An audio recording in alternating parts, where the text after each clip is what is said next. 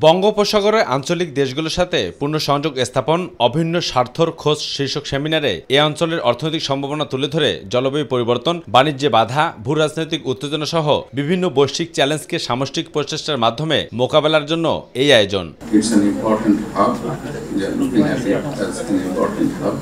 শুধুমাত্র economical trade নয়, ecological trade হিসেবেও এই বিশাল অঞ্চলকে ব্যবহার করার এখনই উপযুক্ত সময় বলে মন্তব্য করেন পররাষ্ট্র উপদেষ্টা। মিয়ানমার থেকে রোহিঙ্গাদের বিভিন্ন দেশে অনুপ্রবেশ বন্ধে, ভূ রাজনৈতিক সম্পর্ক উন্নয়নের উপর বিশেষ জোর দেন তিনি। শান্তি ও শৃঙ্খলা বজায় রাখতে রোহিঙ্গাদের নিজ দেশে ফিরতে হবে।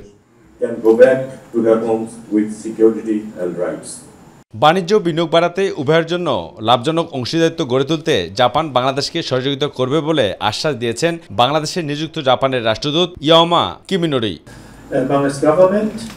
এক্ষেত্রে বাংলাদেশের সহযোগিতাও চায় জাপান।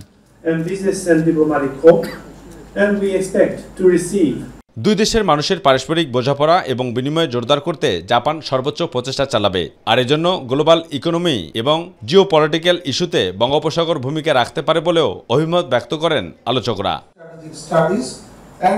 অবশ্য তপু, মাই টিভি, ঢাকা।